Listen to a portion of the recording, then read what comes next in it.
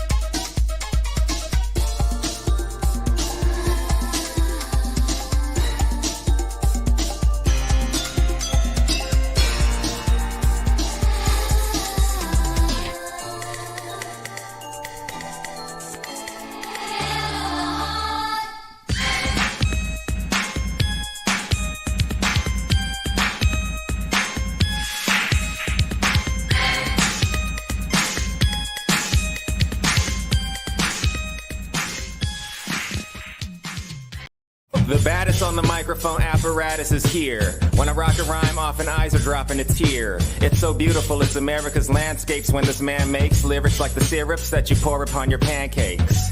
My mandate is to grip minds like a handshake. Spit a Lando Lakes and go skinny dip with the fan base. Over any damn breakbeat, I hastily make pastries tastier than anything that Wolfgang makes. So take notes out of suckers, I make coats, lump of some like Bubba Gump fishing on lake boats. I take jokes and turn the comedy into drama. I'm bagging on your mama, I'm Jeffrey Dahmer behind ya. I'm a rhyme writer, lock stock, smoking the ganja. Rebuttals befuddle, leaving a puddle of saliva, sillies. You couldn't handle Randall when I throw my grammar at you. It hit your head and you would think I threw a hammer at you. I point the camera at you like Herb Ritz. Develop it, then use the pictures to pick up bird shits. You're nervous as the impervious wordsmiths hanging out in Rafa's new crib come with the verses.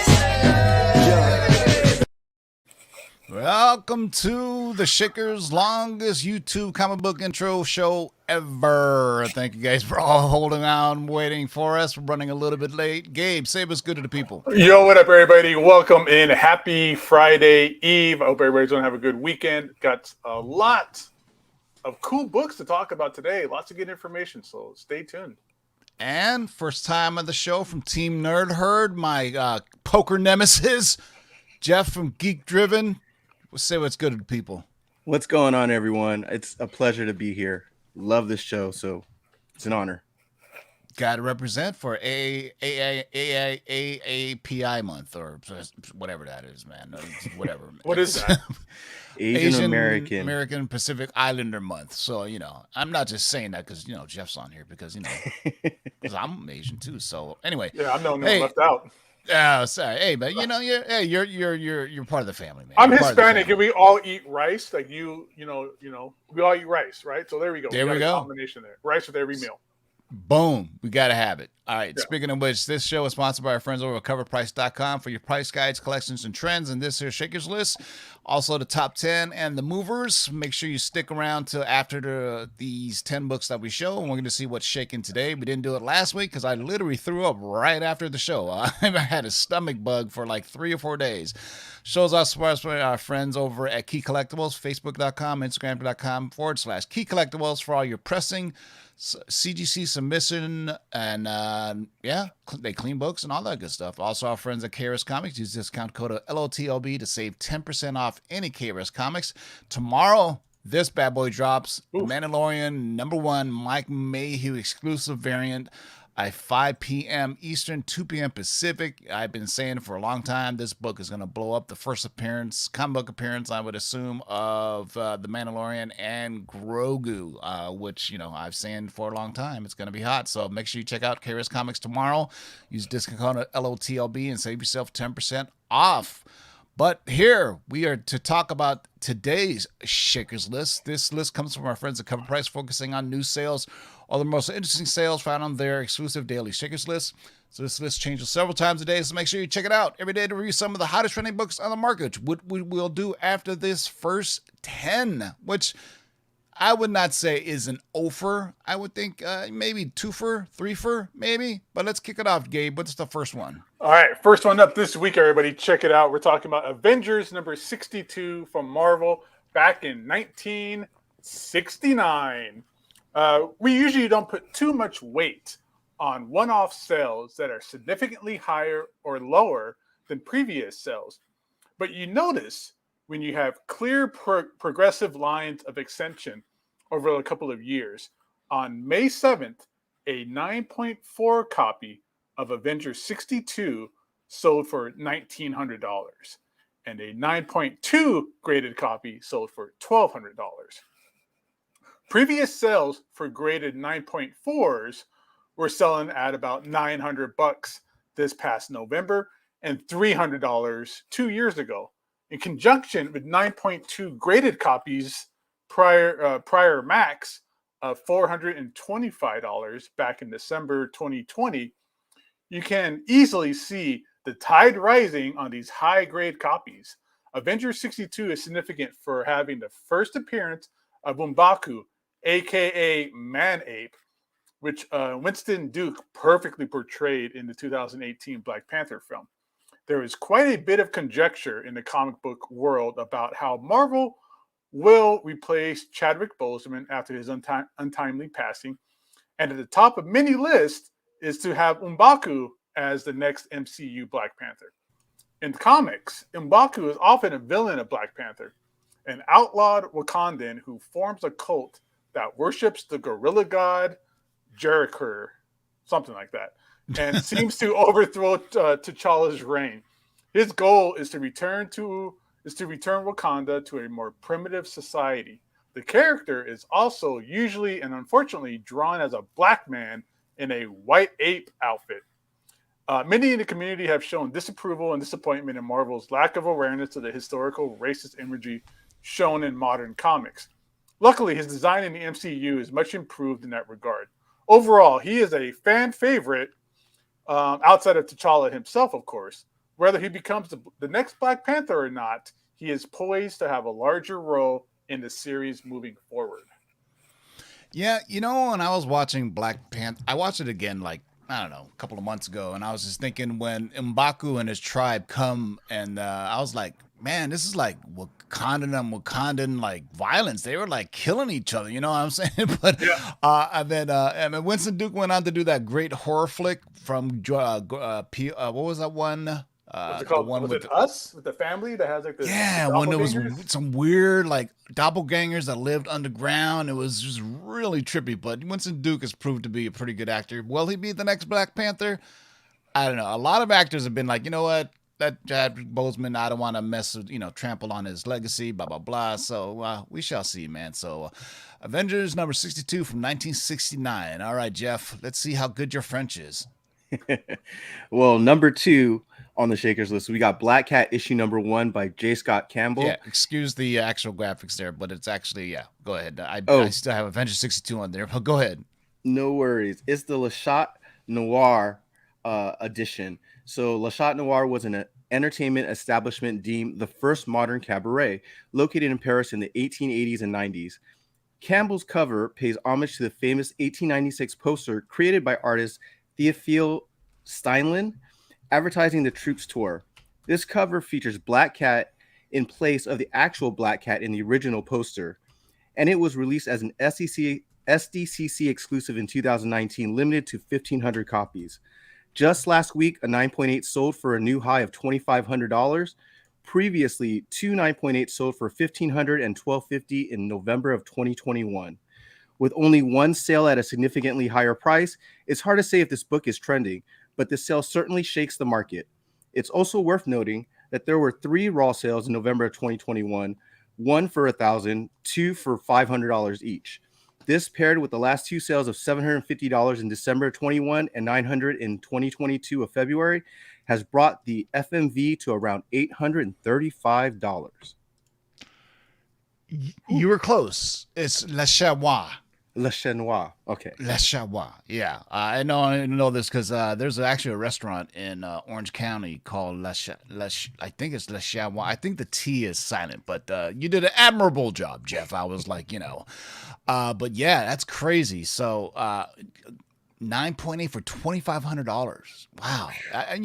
It's just some characters, people love their variants, like Black Cat, and these other ones, especially J. Scott Campbell when he does Black Hat. But this one is very obviously, taken from, pop art, I guess you could say. All right. So we go from Black Cat to what do we got next? We got Daredevil, but not that Daredevil. So we're talking about Daredevil Comics number 17 from Leave Gleason Comics, 1943. Daredevil Comics number 17 just sold for a new high sale of, ready for it, $4,320 for a CGC graded 7.0. No, not Matt Murdock, not our blind attorney with the penchant for the wrong love interest. This was the first Daredevil, a guy named Bart Hill or Bill Hart, depending on who you ask, that was stricken mute as a child after witnessing his father's murder, then being branded with a hot iron. Oh man, those 40s comics are rough. The golden age was rough on kids, wasn't it, Bruce Wayne? Bill/Bart becomes a vigilante, as traumatized children often do, using a boomerang to fight crime because his burn scars was in the shape of a boomerang. Taking back the night, I guess, Daredevil's series ran until issue number 70, when the Little Wise Guys, a kid gang who are busy hanging a soldier on the cover, took over the book as superheroes fell out of fashion. Where were Children Protective Services back in the 1940s? This iteration of Daredevil was brought back by Image Comics after becoming public domain and then appearing sporadically until 2018, when Dynamite Entertainment, Jim Kruger, and Alex Ross reintroduced him in Project Superpowers as the death-defying devil. Sarcasm aside, any surviving comic from the Golden Age is a remarkable artifact and is likely highly sought after, regardless of title or brand. Yeah, there's a lot going on in this cover that the kids are lynching a soldier or hanging a soldier, and this is just, let's just be honest, they weren't very in the 40s weren't very kind to Asian characters the way they were drawn, but it was a sign of the times. In my opinion, no, you know what I'm saying? It was just that's what it was back then after World War II. It's yeah. And this is a George Brio cover too. I love George Brio covers. Yeah, but those kids are out of control, son. How are they gonna just be hanging a That's crazy, man. What are they doing in the jungle with a bunch of soldiers with machine guns and stuff? Right, it's so Where's crazy. These people's parents? But Daredevil, this character shows up a lot, or not a lot, but sporadically these days because of Eric Larson. He tosses them in his Savage Dragon comic book all the time because he's public domain. Yeah, that's surprised nobody has I guess maybe the rights to it ran out or something like that. I don't know, man. But Daredevil Comics issue number 17 from 1943. I say 7.0 for $4,300 is that's a pretty good deal. I think any comic from the 40s that you can get in a 7.0, I mean that's pretty darn good grade. That's But super high grade for 80-year-old comic almost. Yeah. yeah, I mean, to survive World War II, wasn't there a paper shortage too during World War II because of It was a war paper effort? drive. Everybody donated Yeah. paper, and especially even after then, I've talked about it before when they started having the book burnings because of the Seduction of Innocent, yeah. seduction of innocent trials and Yeah. things like that. They held book burnings. Like you can see some really gnarly pictures on the internet of people burning their comic books, like big piles and stuff like that. It's almost like how they were protesting rap music and stuff back in the day. But it just, yeah. So these things, surviving, who knows how many people own these? They were stuffed in some kind of trunk in the garage or in grandma's attic. It's really awesome to see these kinds of things pop up. Yeah. I love in the movie Straight Outta Compton when they're like steamrolling all their NWA CDs, and they ask Easy, "Are you mad?" And he goes, "Well, no, because they had to buy it before they had to destroy it." So, you know what I'm saying? So, Daredevil Comics number 17 from 1943 for $4,320. What do we got up next, Jeff? Well, we got number 4. Detective Comics number 566 from 1986. This iconic cover of Batman's Rogue Gallery was created by Dick Giordano and almost has a Neil Adams feel to it. Although Giordano started off as an artist, he became better known as an inker for none other than Neil Adams on titles such as Batman and Green Lantern. He finally left DC Comics after not being able to find consistent artwork and formed continuity associates with Adams in 1971. This book has always seemed undervalued, with raw books going for around $30 and 9.8s going for $100 to $200, but a huge sale of a 9.8 for $518.88 may have changed all of that. Maybe Giordano is finally getting his due. I have a question for you guys and the live chat. Was this the first time they're referred to as the Rogues Gallery? I mean, surely I've been called that, man, because everybody now, is synonymous when you say Batman's Rogues Gallery. You know exactly who they're talking about. It's not like it's a term that's never been used before, but in the comic books, when you say the Rogues Gallery of Batman villains, Rogues Gallery of Batman, people know what they're talking about. So I'm just curious, anybody in the live chat knows when, they actually use that, coined that phrase Rogues Gallery in the DC Comics. That would be interesting to know, to see. I want to say it was Flash. I think Flash's group of villains, I think, were the first ones to be called rogues or rogues. Yeah, I think about it. Yeah, but you don't, but you always think about Batman has the best villains, right? When you think of Flash, it's like either reverse Flash, forward Flash, backwards Flash, and some inside out Flash, Weather Wizard, and some other crazy shit. You're like, creepy guy down the street Flash. How is that going to stop the world's fastest man, the Weather Wizard? Come on, stop it now. All right, so Detective Comics 566, direct sales from 1986. Do I need to show it? Let me see. So in 1986, direct sales versus newsstand was 50-50. So and Dick Giordano was also, kind of interesting with recent times. He was George Perez's favorite inker. He loved when Dick Giordano used to ink him too. So yeah. So there you go. Who watches the Watchmen? All right, so we go to Detective Comics 566 to what's next, Jeff? It's actually me. But yeah, we got good old can't have a Shakers list without having an appearance by our boy Miles Morales. So this is Miles Morales, Spider-Man #2, the Tedeka variant from Marvel 2019. After the passing of Stan Lee in 2018, Marvel gave several of their books a Stan Lee memorial banner featuring his name and the years 1922 through 2018. These books also featured an all black back cover, opting out of displaying any kind of ads. There's a significant collector base of these tribute covers, most of which were featured on just the standard covers of select Marvel titles. However, this tribute was also featured on a few 1-in-25 ratio variants. This variant by monstrous artist Sana Tedeka is one of those and is considered to be the hardest one to find. With this title, it has greatly escalated in price over the past 3 months due to its current new high of $200 raw. While this is a tough book to find, there is an excellent treasure hunt book to find at your LCS. These are out there.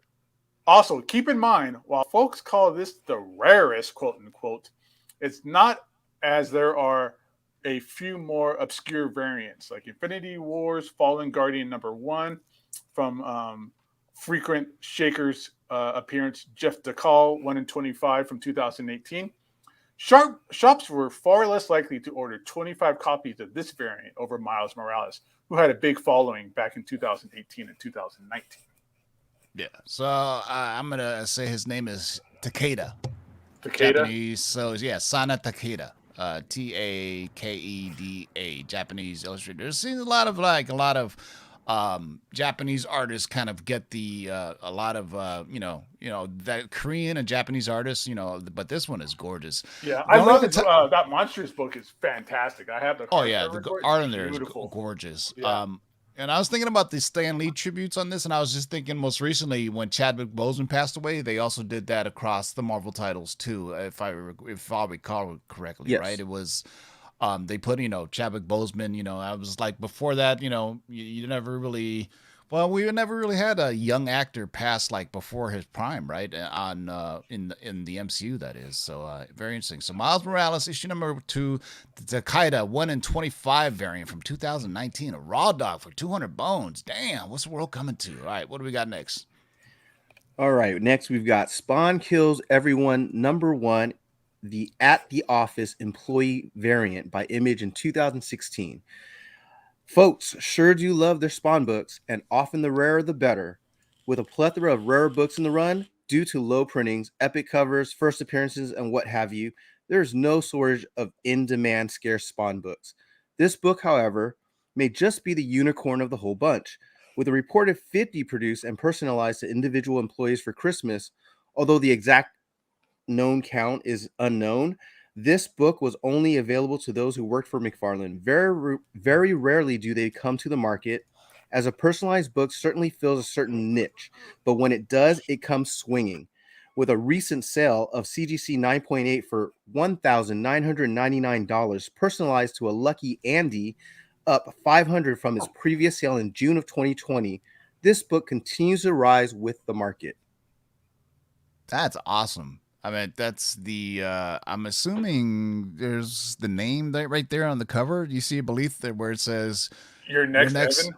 Yeah. But yeah, it almost looks like it almost looks like it's signed. Like, I don't know if they were all personalized that way or not, but I think that's what it said, is that Todd McFarlane personalized all of them and signed them. No. Which is interesting because, like, I don't know about anybody else, but when I see signed books, cool. But you see signed books personalized to somebody else, ew. That's well, exactly, yeah. That's pretty icky. Well, especially if you want to sell it, right? You're like, I have a The Boys, and it was signed by the artist, and it has the guy's name on it. I was like, gosh darn it. I was like, what are you gonna do? Maybe change his name to Tim or just say that. But either way, it was cool. But man, Spawn, it always surprises me that it shows up on here. Who knows when we're going to see the movie? I at this point I've given up. I mean, it's like in forever limbo. It seems like. I mean, the best news I heard though was that Todd McFarlane was going to get a screenwriter and director to help him because he was going to do it all himself. And then the reported budget was like $10 million, and we're like, no, we do not want that Spawn. Nope. I'd rather have that Spawn movie from the 90s than have a $10 million Spawn budget where Spawn isn't a show up, but he's just a presence in the background. No, I don't need that. I'd rather have more of the HBO cartoon series. Oh, that's fantastic. Are you kidding me? Yeah, I love that. That was when I was deep into Spawn mythos and, the whole thing and the... For some reason, like the alleys were huge. It was like, okay, is there some? You could drive like 5 cars through this random alley and stuff. Yeah, they were massive. Yeah, and then I finally knew how to pronounce Malbolgia. I love those episodes. I have the DVD, right? And the best part about that is that Todd McFarlane introduces every episode, and it's creepy. And he is super uncomfortable in front of the camera. Like this is before he got used to cameras or whatever. But it's cool because you can see him inking and drawing pages. but he is just super awkward trying to deliver his lines. Yeah, like, it is. It comes across as kind of creepy. Like I don't think he's trying to be creepy. Like like those old. You remember those the old creature features where somebody would introduce it and if yeah, kids you're remember, trying to be like a Twilight Zone. Like you're trying to be Ron Yeah. Sterling and introduce the episodes. But yeah, and if you remember, the Spawn actually came on at midnight on HBO. It was like it was your midnight show, and it was made to be dark, and it was damn good for its time, man. But I think it's on HBO Max now, isn't it? I think you can find it. I'm pretty sure it is. I remember when that was coming out, dude. My friends would like. This is back in the day, everybody, if you're a little young, where we had to record these things on a tape, on a VHS every night. Oh, my God. And then we would pass it around school. Like, somebody would give it to me. I would give it to somebody else the next day. Like, we passed it around, like, secretly between our backpacks and stuff like that. It was, like, naked chicks and, like, dudes dying and really violent. And the clown was, like, pissing on people and, like, tugging on his pud and stuff like that. Well, great show, dude. Great show. That's the same story I have in high school of tapes being passed around of Curse of the Overfiend, that the anime. The first time that I really saw tentacle porn, and I was like, what am I seeing? It was Curse of the Overfiend. Look it up, boys and girls. I always talk about it. It is some weird stuff. It was like animated, came out in the 80s, but definitely hentai-ish, you could say. All right, so we go from Spawn Kills Everyone, the Office variant, to... Coming up, we got Spider-Gwen, Gwenverse #1. This is the Comics Pro variant from this year, 2022. The Comics Pro conference was held online this year at the end of February. Over 300 retailers and 41 publishers participated in the event to discuss the current issues in the comic book industry. One key perk to attending the conference is the exclusive books given away by the publisher. There really is no way to determine the print runs of these, but they are scarce, and some of them get hot quickly. The first recorded sale of the Spider-Gwen Gwenverse #1 was on 4/19/2022, and it went for $100. 2 weeks later, the prices were hitting nearly $500, culminating in a sale of $1,025 recently on May 5th. Talk about escalating quickly, as this book is on fire. I've gone to Comics Pro before, and yeah, that's the best part about it, is to get all those cool books. Like, they feed you, and the food is gross and disgusting. But yeah, the best part is all the retailers or all the publishers are there. If you're there as a retailer, they are there to kiss your butt. And one of the ways they do that is by just throwing the coolest exclusive variants at you. So they did it online this year, so I'm assuming they just mailed them to retailers as opposed to, I'm trying to figure out. A lot of times they mail it anyways, but a lot of times you go and, you'll get it and stuff like that. If you can't make it there, a lot of stores, you can just order it and then they will mail it to you anyways. But I guess this year with, everything being the way it is, they must have just did it all online conference wise and stuff like that. Yeah, I remember maybe 4 years ago at D23, there was a D23 comic that they gave just to the attendees, and it was supposed to be like a 500 print run, and some dude like pillaged all of them and then took them all away. And then was flipping them. And I remember those things where you can only get in person, right? Like you go to D23, and it was like the D23 that had like Spider-Man, Mickey Mouse on it, and some other characters. It was very interesting, that the story about that issue. So anytime you get these kind of exclusives, man, but it's funny, maybe they just hold on to them a while, but right now, Spider-Gwen is hot. I can only expect it's going to get hotter once the animated sequel comes out. All right, what do we got up next, Jeff? Well, for next one, we got a Star Wars Galaxy's Edge #4. It's the 1/25 Stacey Lee variant. Stacey Lee has had several iconic ratio covers, from Silk #1 to Spider-Women Alpha #1, both 1/25s. This book is another to add to the list. Dr. Aphra has been a long-time speculated character, and this cover is one that can be hard to find. While not a key, this storyline beautifully illustrates why Dr. Aphra is loved by many. Her temple trekking and trap avoiding skills are showcased as she hunts for the Sword of Kashin. It's a thrilling adventure, very reminiscent of a space version of Indiana Jones. However, The most thrilling aspect of this ratio variant is the newest all-time high sale of $1,200 for a 9.8. There are only a handful of recorded 9.8 sales, and there's a reason. According to CGC Census, there are only 15 copies of this 9.8. Given the 1.5 year gap between the last sale and this one on May 6th, it may be a thrilling hunt of its own to find another 9.8 up for sale. Yeah, I got to think that Dr. Afra's covering, because we've been seeing slowly but surely Dr. Afra books are going up and up and up. Somebody knows something, because this is like every week there's some really sweet variant going up on the Shakers list. Something rare. And Star Wars is very tight-lipped about their stuff, right? If you think about Lucasfilm, is much smaller than Marvel Studios, right? So maybe Kevin Feige? I don't know. There's recent news that the writer of he's got a writer. He's going to be producing and directing it. Star Wars project that's still ongoing. So who knows? It would be imagine Kevin Feige doing a Dr. Afra book. Dr. Afra is the character on the big screen. I think that would blow up. So pay attention, boys and girls. Read the tea leaves, I like to say. There's an oldie but goodie. I love this book. Yeah, this is one of my favorite covers. This one's great. So we got Supernatural Thrillers #5 from Marvel, 1973. Marvel Supernatural properties fueled by the filming of the Werewolf by Night Halloween special and speculation of a Supernatural team movie based around the Midnight Suns has been on a tear.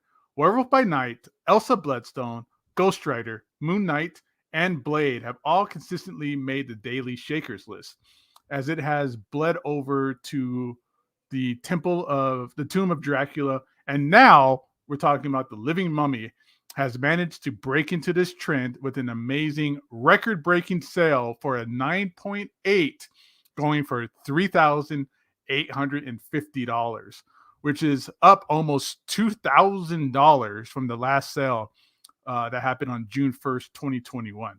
Marvel Horror sounds like a spooky proposition. Yeah, I've got mine for like $20 at my LCS. Jeff knows it, Comics TNT. And to be honest with you, anytime I used to see these books, I'd grab them strictly because of Halloween. When we do our Halloween comic cover tag on Instagram, and this is always the one that I always post. But now I'm like thinking maybe I should grade it. The Mummy is an interesting property since Universal owns the film rights to it. But I think it's literary. It can be. I don't know if they anybody can do it. Somebody in the live chat.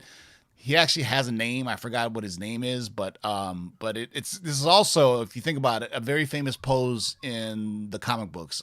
Vision also did this pose, if you remember, that one cover that Vision does, where it's his first appearance. Yeah, if you look at this pose, a lot of people used it in the 60s and 70s, and then homage later on in the 90s, and more now in the 2000s. But I'm kind of curious. I wonder who did that first one. All right, so Supernatural Thrillers #5 from 1973, 9.8. Man, I can't wait for that Halloween special, man. When are we? Damn. Something's going to come out of that, because there's been a lot of talk. Holy shit, that's only 5 months away, man. We're already in May. Holy cow. We're almost there. Dude, I can't believe it's already almost like the middle of May. Like, I swore it was just Christmas, not that long ago. Last one on the list. Don't go away, boys and girls, to see what's shaking today, but this is one of my favorite all-time artists. Well, look what we got here. We have the Virgin variant, a 1 in 35 of Vampirella Strikes #1 by the late and great Michael Turner.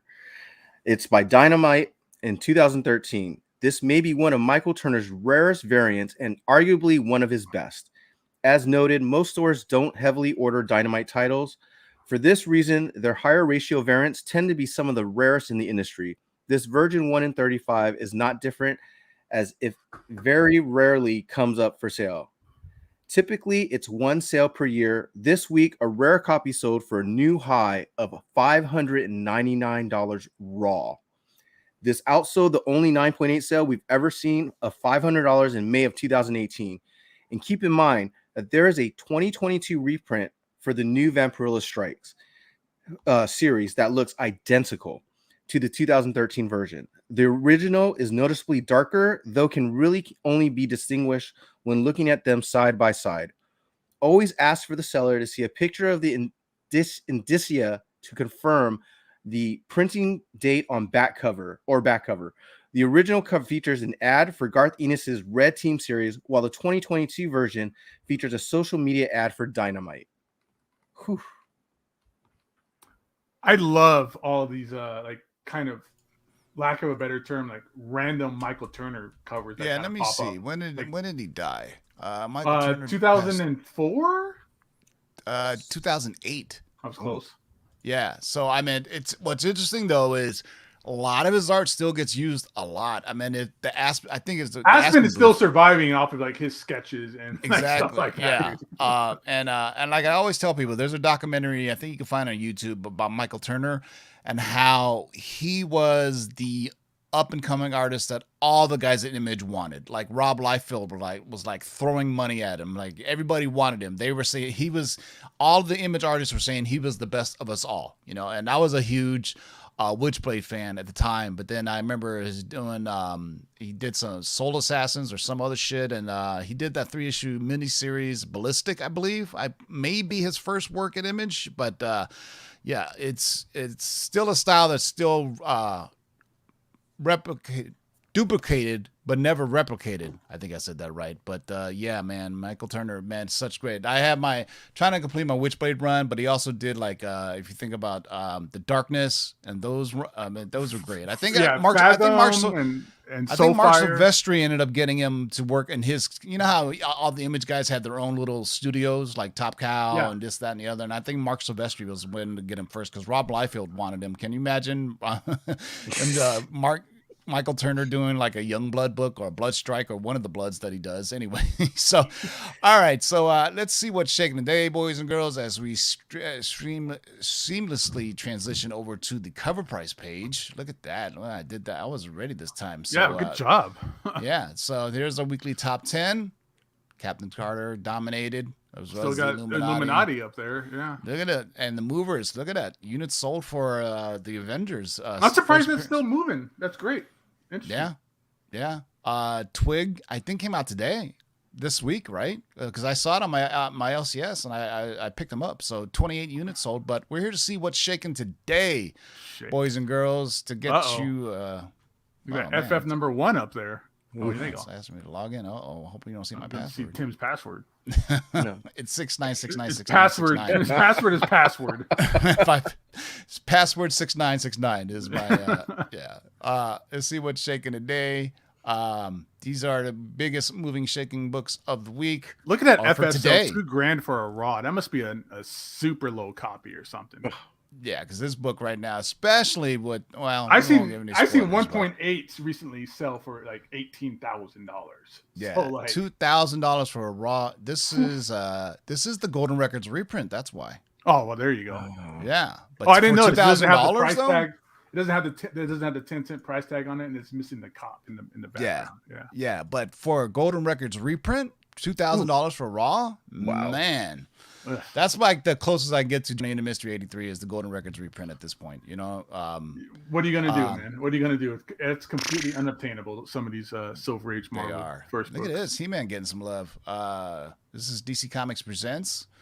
First appearance of He-Man in the comics on 9.8, sold for $1,900. Oh, it's going back up. $3,500. High sale is $3,500 back in June 2021. Is that right when the animated series came out on Netflix? I'm trying to remember. It's somewhere around then, I think. Yeah, and then everybody hated it. Yeah, everybody hated it, but then the sequel was absolutely awesome. It was dope. Here's one of my favorite books, G.I. Joe. You guys don't even remember when this book came out, how hot it was, man. And then the silent edition, first appearance of Hawk, Snake Eyes, Scarlet, Cobra Commander, and the Baroness. A 9.8 for $1,500 and $1,530. This G.I. Joe series is just like, for me, it's just like Star Wars, right? I don't know much about it, but like every book, it seems like has like a bunch of cool first appearances if you're like a big fan of the franchise. Yeah, for a while, their issue number 2 was worth more than issue number 1 because they under-ordered issue number 2 by a ton. Yeah, if you remember back in the days of the 80s, people used to go and get issue 2 because issue 2 was under-ordered compared to issue number 1. Obviously, the silent that's the same today, though, too. You know, Yeah. you order a bunch of number ones, and then number two, you cut it in half for the most part. Yeah, so all you publishers take note. Put first appearances on the second issue of a comic and underprint it, and it'll blow up. You know, you know. Speaking of Werewolf by Night, we were just talking about the Halloween special, Marvel Spotlight. First appearance of Werewolf by Night, with the worst name ever character name for a character named Jack Russell, basically a werewolf named after a dog. But anyway, $1,233 for a raw. Good Lord. Oof. I have mine is only like a 7.5 or 8.0, but yeah. But still, that's up 56%. Look at that. That's Wow. it's got to be because we all know about that Werewolf by Night. You know, Oh yeah, he's Halloween coming. special. This He's stuff's going coming to on. the Halloween. It's all a matter of which version is coming, right? Is it going to Yeah. be the original Jack Russell, or is it going to be the new younger version, or probably both? You know, I always say get the just like how everybody's specking on, Nova. what's that? Yeah, People What's are her name? asking Elsa for that Bloodstone. Dragon Ball. Oh yeah. Yeah, Oh, yeah, yeah. Get her father's first appearance too, and Marvel Presents #1, I think, or one of those Marvel anthology books. Speaking of Dr. Aphra, holy cow, raw dog. I think it's right. What we read earlier is they got the best covers. These variant covers are really great for Dr. Aphra. Look at that. Yeah, That's a really David great cover. Nakayama, $1,000 for raw. Good Lord, have mercy. My This is goodness. a Neff box exclusive. Don't know what Neff box is. Maybe somebody knows what a Neff box is. Is that some type of online like mystery box or some shit? It's not like a box you fart in and close it. And then The Dutch oven box. There the we Dutch go. oven box. Somebody's asking for that Dragon Ball book that's up there, and Sure. then Jason versus Leatherface. Jason versus Leatherface. Where's that one? I don't. But the Dragon Ball is right next to that. Yeah, we'll see FF48. that one. Yeah, right here. That's cool. Dragon Ball Z, Viz Media. These Viz Media books always pop up on the Shakers list, man. More and more people are looking at these Dragon Balls. Yeah, everybody who's into anime and manga, you know, who's kind of growing up, they're like, you know, in their like, you know, late 20s, early 30s. You know, it's that expendable money kind of thing, and they, you know, they go after what they love, and it's Dragon Ball. You know, Yeah. I know it's not roast related, but I was watching Avatar: The Last Airbender, the live action film. sorry, on purpose. Sorry. I know, right? And it wasn't as bad as people say it is. Sure, there's some really weird things going on with it, but I was like, the little kid that played Aang, he did an okay job, even though he was, you know, poor little white kid with a bald head. You know, he did. Well, he that's did an the M best. Night Shyamalan movie of all things. Yeah, and M. Night Shyamalan said that I wanted to do this because my kids loved it, but then he shit all over it. It's like, all right, thank you, M. Night Shyamalan. Taking your kid's favorite toy and just I fucking it all know, up. right? Oh, look at this gorgeous Vampirella cover. Look at that. Vampirella's been showing up a lot on the Shakers list. Something's going on with Vampirella. I'm surprised why that hasn't been adapted yet. You know, there was a really bad movie in the 90s that went straight to Oh, with video. Talisa Soto, there's nothing wrong Yeah. with that at all. Yeah. For those who don't remember, there used to be something called straight to video, where meaning there was no online streaming service or anything. You could only like rent it or buy it. Never showed up in the movie theater. Oh no, so, that's the thing that you go to a convention and you find some bootleg copy of it. Yeah, but this is a gnarly cover too. It is I great. dig this. And it's not even her in her like typical red bikini outfit too. It's like she's got a different outfit on, but it's pretty dope. Wow, be careful, guys. There's a facsimile edition that came out in from Dynamite in 2019. So you know all the recent things about facsimile issues and people trying to get over on it. So buyer beware. There's a facsimile version of this. I want to just highlight issue number 3 because that's one of my favorites too. Oh, that's great. That is dope. Very dope. I love it where That's cool. I mean it's all like sexy girl, you know, art and stuff like that. But I love it when you see like a girl with like a little bit of a belly kind of thing going on. They kind of have Oh, a yeah. looking kind of figure going on. Like the chick from the Max. Remember that? Oh yeah. Yeah. I have a shirt of the Max that somebody made. I was, oh, this is great, but they took her belly off, like they kind of flattened it. I go, oh, you gotta change the art. Like Sam Keith is all about the thick. Oh, Doctor Strange 175. I have 3 copies of this. That's first Clea, right? Or first Clea cover? No, I believe so. Yeah, because first Clea is Strange Tales 126. $750 and a 9.6. Wow. Oh. Yeah, that's her there at the very bottom. You see her a little bit. No spoilers, by the way. But yeah, I got 3 copies, so I'm looking good. Maybe I should sell one or at least get them graded. My favorites. Dude, love these Golden Age Good Girl comics. Startling Comics. Number 53, Ross Dog, sold for $610. So we got Good Girl, and we have aliens with tentacles. We got a Starman. We got a spaceship. Oh man, there's a lot going on here, man. This is from You got that phallic spaceship in the background. Yeah, where you just need Wonder Woman, and it's a totally complete cover Wonder Woman. Saga. Once again, this is the book that will never ever get adapted into anything. I don't think it's ever going to be a movie or a show. Sure, until Brian K. Vaughan wakes up one day and his swimming pool is full of cash. Yeah. Well, he did an interview with Staples and Vaughn, and they said, we don't want our comic book adaptation done unless it was done by like Wes That's a Anderson. negotiation tactic. Yeah, but they really picked a weird director. They're like Wes Anderson. They're like, yeah, that fits perfectly for a Star Wars like saga, because I think that they were like saying, in their own words that it's not going to done if they pick Wes Anderson to do anything for them. A little null action on here. We got a couple of minutes left to see if there's anything that really jumps out at me here. A Strange Academy is always good on here. Oh, this is dope. Oh, yeah, Rose Besh, man. I'm telling you, Rose Besh has been killing it. I love her covers, man. This one is dope. This is Amazing Spider-Man #1, the Rose Besh. 1 in 500. Might as well be a one per store variant. Raw Dog, $384. That's pretty cheap for 1 in 500. I was gonna say, King Golden State better not say you have it. If you do, I need to see proof of life that you have it. I think it's only lower for that book, dude. Jesus.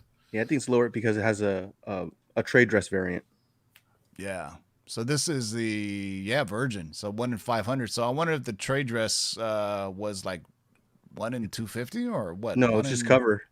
It's just a cover, really, regular cover. Wow. Okay. Yeah, but this one definitely looks better as a Virgin variant. Let's see. It says X-Men. Look at this. Good old Marvel preview #7. First appearance of Rocket Raccoon, $400. Let's just call him. He doesn't like to be called that. He likes to just call Rocket. Back in its heyday, $3,600. Back in the heyday of Guardians of the Galaxy. Remember the first appearance of Star-Lord and all those books were hot? Oh yeah. Yeah. Oh, yeah. I love these books. Little Casper, the Friendly Ghost from Harvey Comics, issue #1. Look at that. Harvey just sleeping away, not tormenting anybody because he's a friendly ghost. $364 for a 5.5. $1,400. This is the first appearance of Casper. It says issue #1, but it doesn't mark it as I have a feeling it appeared in some other anthology. I think it was an earlier one or something. Yeah. Yeah. Or, because as a kid, when I grew up watching Casper the Friendly Ghost. And do you remember the movie? That was a weird ass movie, man. Well, it had what's her face in it, right? To go to play Wednesday. Yeah, that's right. Hey, speaking of which, I was just talking about this book. I remember when the Lords are the Star-Lord were first announced for Guardians of the Galaxy. This book was just blowing up. These have some of the coolest covers. There's one cover on here. I forget where it is, what number it is, but it's so cool. I would want it painted on the side of my van. Like that's awesome. He specifically said the side of his van. Right? First of all, I don't know. Right over the sign that you have a van. Yeah. Like one of my favorite movies ever is Fanboys, and is the van that he has. That thing is awesome, man. Oh yeah. Some Green Hornet comics. Look at that.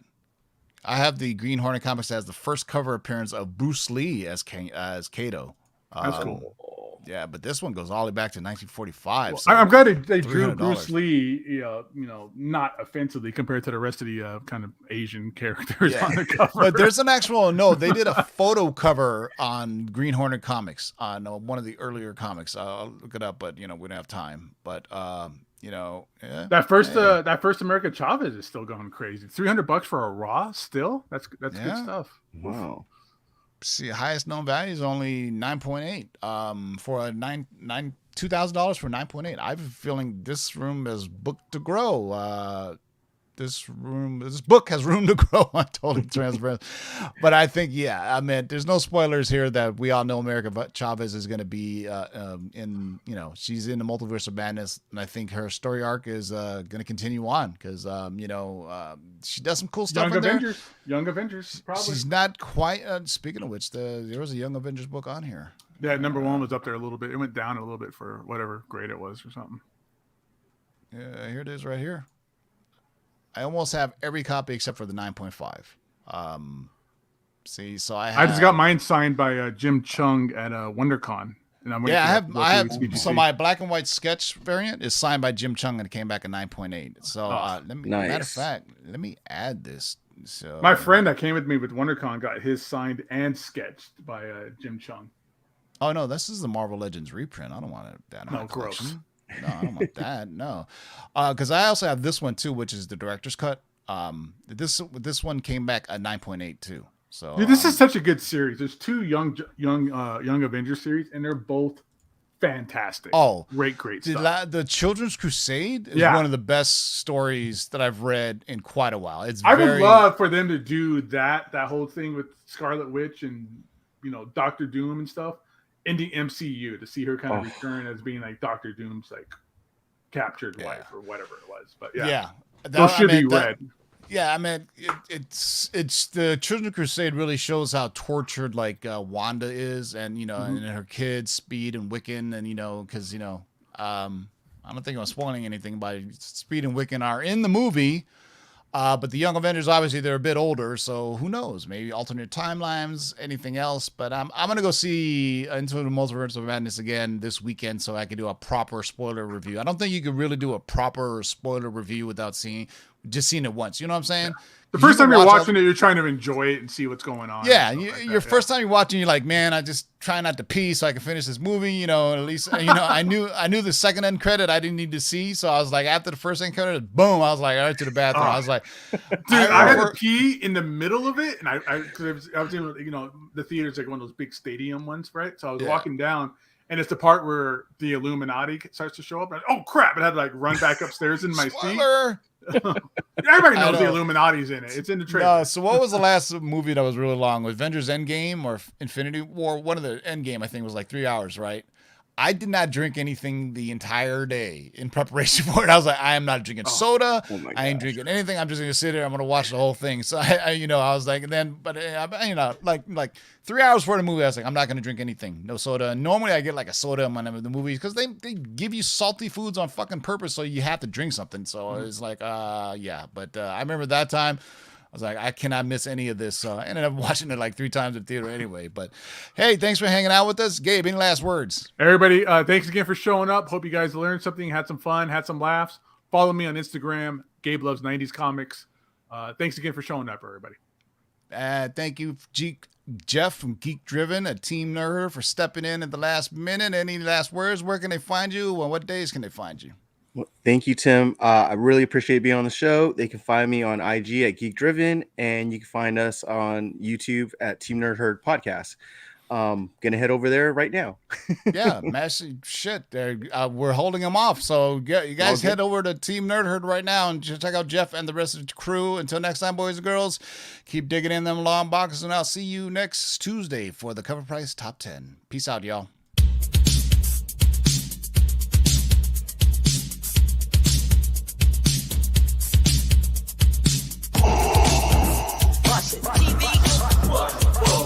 Shake and bake and pull it back. Oh my god.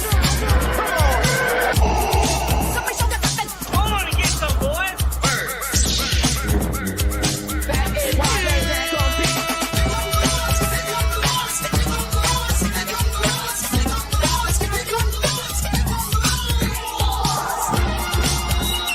In the great hall of the Justice League, there are assembled the world's 3 greatest heroes, created from the cosmic legends of the universe. Their mission, to fight injustice, to right that which is wrong, and to serve all mankind.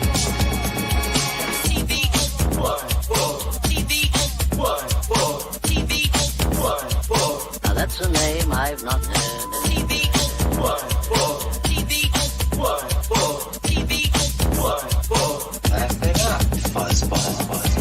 this, you shall know that the Lord is upright. Shake and bake and pull it back. In this, you shall know that the Lord is upright. In this, you shall know that the Lord is upright. Hold on and get some, boys. Jack, here's the deal. I'm the best there is. In this, you shall know that the Lord is upright. What's in the box?